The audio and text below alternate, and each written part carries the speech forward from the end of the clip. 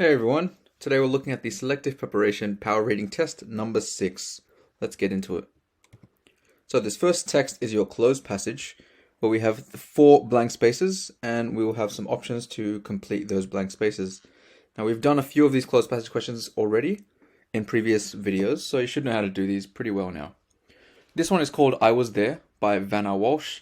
And you guys should pause the video here, have a read through this text, and then unpause the video whenever you're finished and continue with the questions.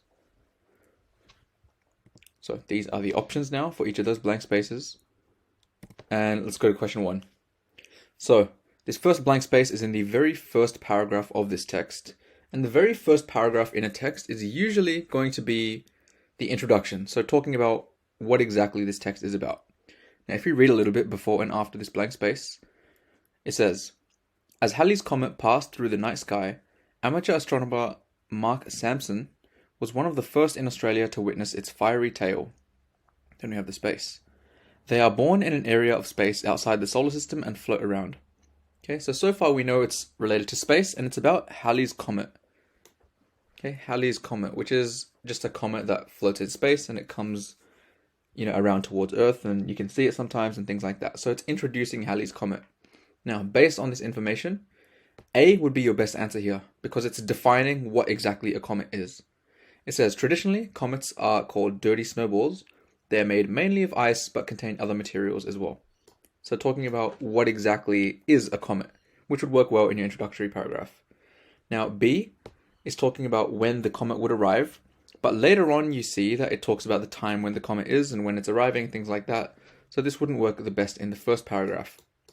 C and E as well are also about when you can see the comet, so not good enough as an introductory paragraph.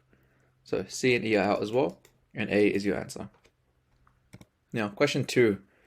Let's do the same strategy, so reading before and after this blank space.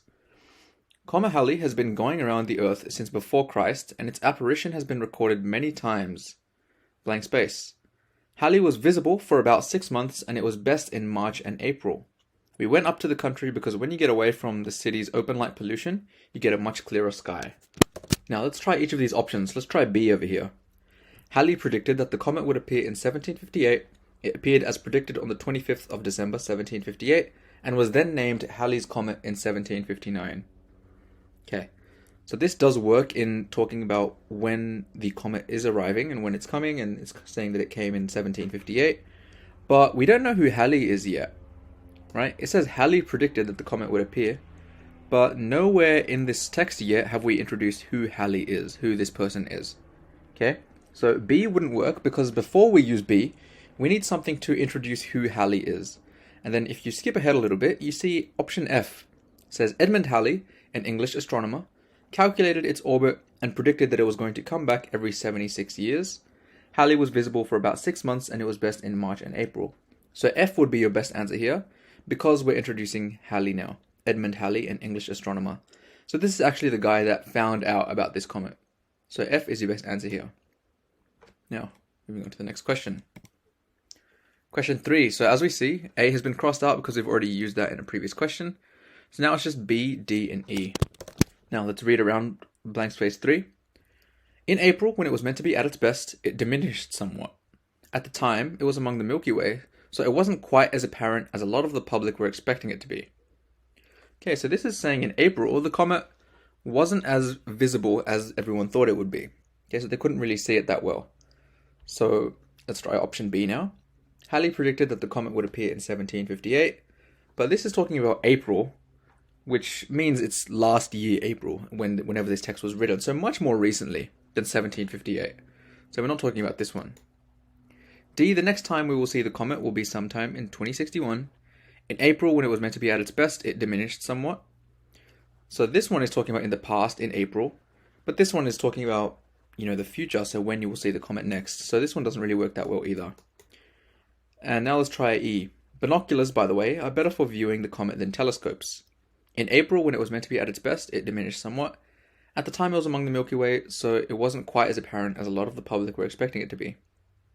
So this paragraph is saying, the public couldn't see the comet as good as they thought they could, and binoculars and telescopes are a way of viewing the comet better. Okay, so it all works quite well because this is working in that same paragraph. Okay, so 3A or E would be your best answer here.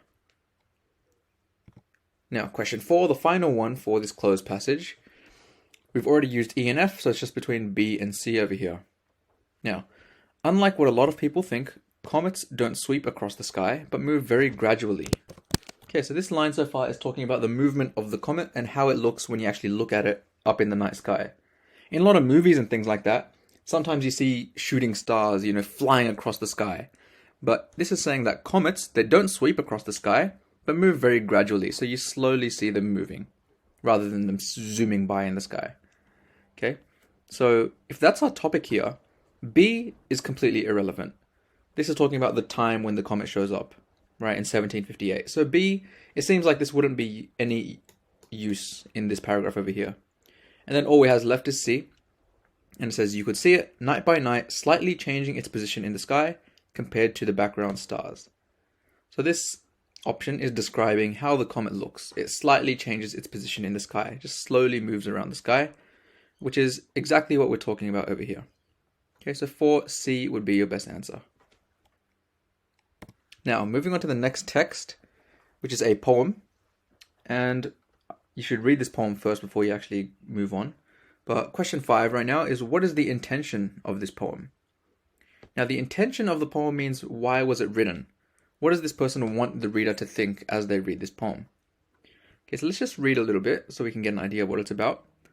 Thankful to know when the landscape is shining, when warm winds are blowing and nature is fair.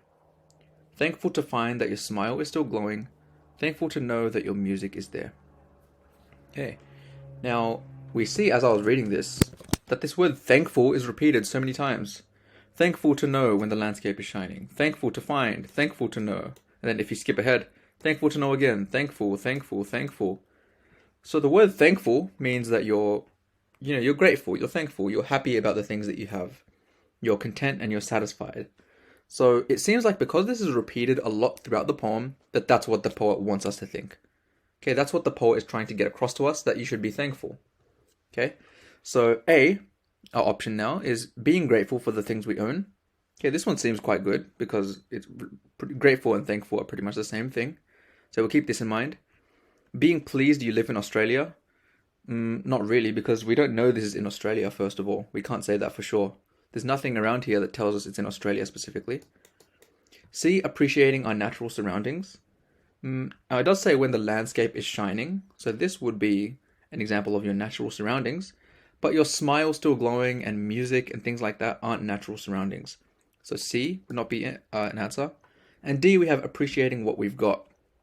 So this one works as well, quite well as well, because being thankful and being appreciative or appreciating what you have are pretty much the same thing as well. So now it's between A and D, being grateful for the things we own and appreciating what we've got. Now, these are very similar options, but the difference is that A is saying the things we own, right? The things you own, as in the things that you maybe have bought and possess now. But if you read through the poem, all the things that they're appreciating aren't necessarily things that he owns. You can't really own the landscape. You can't, own warm winds and the nature and a smile. These aren't things that you can own. So D would be a better answer here. D would be a better answer. Appreciating what we've got is more broad. Okay, so 5, your best answer would be D. Now, question 6.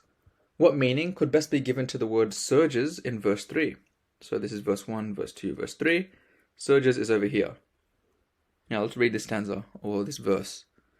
Thankful to know when the morning comes calling, the world re-emerges and moves everywhere. As I am driven by all of its surges, thankful you steady the life that we share. Okay, so as the morning comes and the day is coming, this person is driven by all of its surges of the world. Okay, now if someone is driven, it means they're moved. Okay, so they're moving around a little bit. There's some movement here. As I am driven by all of its surges. So the surge is probably something that moves you. Okay, something like a push or something like that. So now that we can get that from this sentence, let's see which of these options works the best. Sudden and powerful movements. This one works. As I am driven by all of its sudden and powerful movements. This one could work. Let's keep this in mind. as I'm driven by all of its hasty decisions, maybe. Now, hasty decision isn't something that would move you, really, physically. So B is out. C is out as well, because the morning air wouldn't really move you. And D, none of the above, doesn't really work because A is a potential answer. So D is out, and A is the answer that works here. So a surge is like a powerful movement. It's pretty much what it is, something that pushes you. Okay, so 6, the answer is A. Now, moving on to question 7. So this text is about a parent complaining that their son watches too much television, just like it says in this first line. I might be letting my young son watch too much television. I'm certainly watching too many of his programs. They can really be perplexing as they force you to ponder the mysteries of life.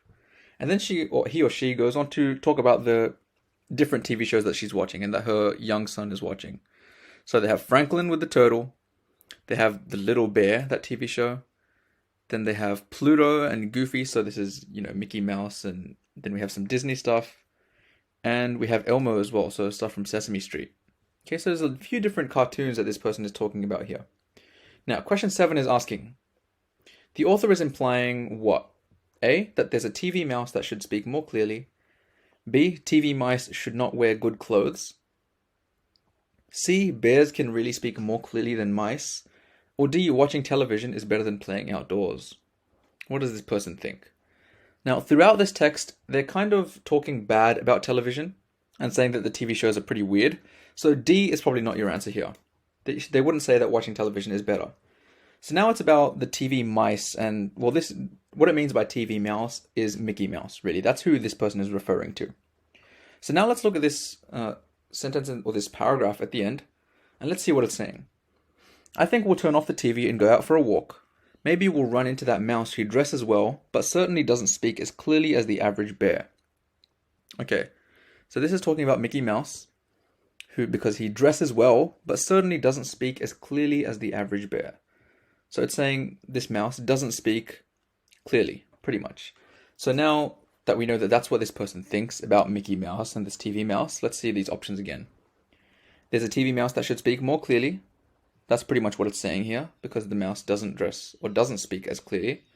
So A could be an answer. B, TV mice should not wear good clothes. Not really what it's saying. It does say the mouse dresses well, but it doesn't say that they shouldn't dress well. Okay, so B is out. And C, bears can really speak more clearly than mice. Could also be an answer, because it says the mouse doesn't speak as clearly as the average bear. But because it's saying that the mouse doesn't speak as clearly, it's saying that he or she wants the mouse to speak more clearly. So 7, your best answer would be A. Okay, 7 is A. Now it's kind of a weird question because it's talking about this specific mouse, and it doesn't specifically say that it's Mickey Mouse, but as the reader, you should be able to guess that it's talking about Mickey Mouse because they're talking about cartoons and they're talking about a mouse who dresses well. Okay, so 7, answer is A. Now, question 8. In the last paragraph, would you say the writer is being silly, cynical, C, vicious, or D, disturbing? So that same paragraph is the one we're looking at. Now, this whole text, this person is making fun of all these cartoons. And in the last paragraph, he or she says, I think we'll turn off the TV and go out for a walk. Maybe we'll run into that mouse. So the main part where you get your answer is this one. This is showing the feelings of this person. I think we'll turn off the TV and go out for a walk. So this person doesn't really like TV right now. Okay? So the writer is being silly, not so much. He's almost annoyed that TV is so popular. So silly is out. Cynical could be an answer here, because cynical means that this person is being negative about TV. So that's a good answer. We'll keep that in mind. Vicious means they're being very aggressive and they're almost fighting, but that's not exactly what's happening here. He just wants to go out for a walk. And disturbing, not so much either. Okay, disturbing means they're acting very strangely. They're acting in a way that is disturbing, which means, more mysterious or words like that. But D is not exactly how they're acting. They just want to go out for a walk instead. So best answer would be B, cynical. Okay, this means they're being negative. So 8, your answer is B. Now we're done with this test, so let's go through a few key points. 1 is the procedure for closed passage questions. To read the text in its entirety, then read all the potential answers, and then go back to the text and start filling in the answers in order from the top. Okay. Now we also saw almost a new type of question, which is the definition style question, where it asks for the definition of a word. And that was the question, what does the word surge mean? Okay, so what you want to do when you're looking for a definition, if you don't know the word already, is to use the surrounding words to help you. Okay, so read the whole sentence with that word in it, and then you can slot in each option to see if it makes sense. Okay, so with the word surge, we had the option, a powerful movement. Okay, so we slotted in that option and saw if it made sense together with that sentence, and it did make sense, so that was your answer. Okay, now we're finished with this test.